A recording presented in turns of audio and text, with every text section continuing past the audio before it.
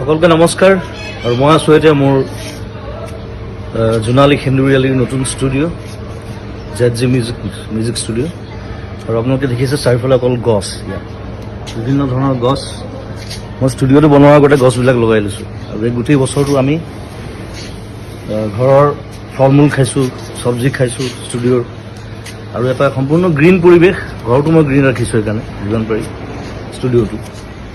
আৰু সম্প্ৰতি এটা হুলস্থুল এটা চলি আছে গছ কটাক লৈ। বিভিন্ন জেগাত দেখিছোঁ ডাঙৰ ডাঙৰ গছ কাটি দিবলগীয়া হৈছে, ৰাস্তা বনিছে, তাত কিবা বেলেগ বস্তু বনিছে।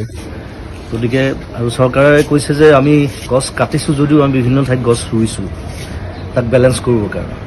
কিন্তু এতিয়া কিছুমান জেগা আছে, যেনে ৰিচেণ্টলি যিটো হুলস্থুল চলি আছে দীঘলী পুখুৰীৰ সেই পুৰণা গছখিনিক লৈ পেলাই। এতিয়া সেই গছখিনি হৈছে গোটেই দীঘলী পুখুৰীটোৰ সৌন্দৰ্য। এতিয়া সেইখিনি গছ কাটি যদি বেলেগ জেগাত গছ ৰুৱেও সেই দীঘলী পুখুৰীৰ সৌন্দৰ্যটো ঘূৰি আহিবনে, সেইটো এটা ডাঙৰ প্ৰশ্ন। ৰিচেণ্টলি দেখিলোঁ আগৰতলাত পুৰণা গছ নাকাটিবৰ কাৰণে ফ্লাইঅভাৰৰ পেটাৰ্ণ সলনি কৰা হৈছে। গতিকে সেইটো বস্তু আমাৰ ইয়াতো সম্ভৱ মই ভাবোঁ। গতিকে মই চৰকাৰক আবেদন জনাইছোঁ যে যদি কিবা অপশ্যন আছে তেওঁলোকে সেই অপশ্যন গ্ৰহণ কৰক, যাতে সেই গছকেইজোপা দীঘলী পুখুৰী আমি বচাব পাৰোঁ। সেইটো মোৰ ফালৰ পৰা অনুৰোধ, সমগ্ৰ অসমবাসীৰ ফালৰ পৰা অনুৰোধ। আৰু ধন্যবাদ জনাইছোঁ সকলোকে।